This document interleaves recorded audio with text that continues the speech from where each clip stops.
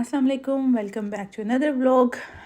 अगर आप यूके में ILR which is indefinite leave to remain या आप नेशनलाइजेशन अप्लाई करना चाहते हैं तो ये वीडियो आपके लिए है। वीडियो के एंड में मैं आपको ILR के बेनिफिट्स भी बताऊंगी।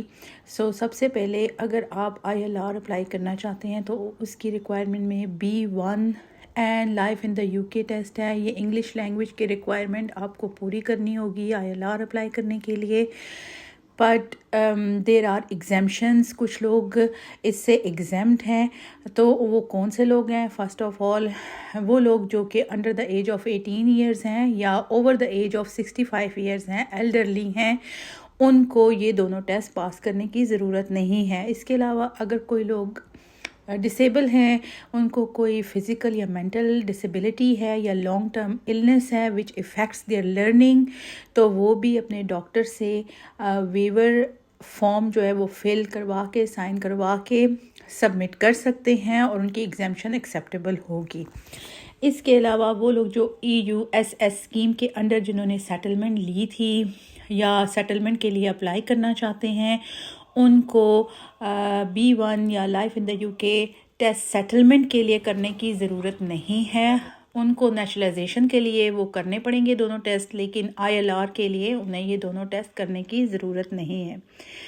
इसके अलावा अगर आप किसी इंग्लिश स्पीकिंग कंट्री से हैं या आप इंग्लिश स्पीकिंग कंट्री से हैं तो आपको ये दोनों रिक्वायरमेंट्स कंप्लीट करने की ज़रूरत नहीं है। या विक्टिम्स ऑफ डोमेस्टिक वायलेंस जिनके साथ होता है, वो किसी भी अगर ब्रिटिश सिटीज़न के स्पाउस हैं या सेटल पर्सन के स्पाउस हैं और उनके साथ डोमेस्टिक वायलेंस हो जाता है और फिर वो अपनी एप्लीकेशन ILR के लिए सबमिट करते हैं, तो उनको ये दोनों रिक्वायरमेंट्स पूरी करने की ज़रूरत नहीं है।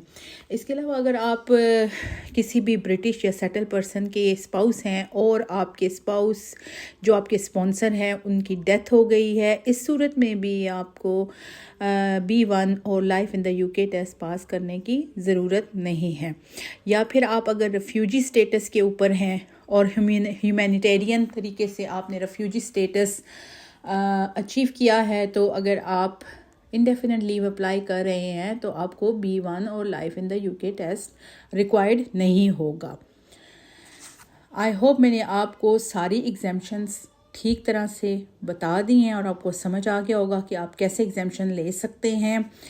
इसके अलावा अगर आप ILR अप्लाई कर लेते हैं यूके में, अगर आप सारे एलिजिबिलिटी क्राइटेरियाज़ को मीट करते हैं और ILR अप्लाई कर लेते हैं, तो इंडेफिनिट लीव के बहुत ज़्यादा फ़ायदे हैं। पहला फ़ायदा तो ये है कि आपको किसी भी किस्म का रीन्यूअल कराने की ज़रूरत नहीं होगी, एक्सटेंशन कराने की ज़रूरत नहीं होगी, क्योंकि लिमिटेड लीव और इनडेफिनिट लीव में यही फ़र्क है कि आपको किसी किस्म के रीन्यूअल की ज़रूरत नहीं होगी। ना ही आपको किसी किस्म की होम ऑफिस की फ़ी दोबारा से पे करनी होगी, ना IHS सरचार्ज पे करना होगा। आपके पास इनडेफिनिट लीव है। अगर आपके पास लिमिटेड लीव है और आप यूके से बाहर जाते हैं तो आपकी एब्सेंसेस जो हैं वो लिमिटेड होंगी, यानी कि 180 डेज से ज़्यादा आप यूके से बाहर नहीं रह सकते। अगर आपके पास इनडेफिनिट होगा तो आप यूके से बाहर अप टू 2 ईयर्स रह सकते हैं, लेकिन नॉट ओवर 2 ईयर्स। अगर आप ओवर 2 ईयर्स रहेंगे तो फिर आपको दोबारा से वहाँ से अपना इंडेफिनिट लीव को रीन्यू करवाना होगा। इसके अलावा आप यूके में सोशल सिक्योरिटी बेनिफिट्स अप्लाई कर सकते हैं अगर आपके पास इंडेफिनिट लीव है। और कुछ वाइट कॉलर जॉब्स जो होती हैं, पॉश जॉब्स होती हैं, उसकी भी ये रिक्वायरमेंट होती है कि आपके पास इंडेफिनिट लीव हो। एंड लिमिटेड लीव पर आप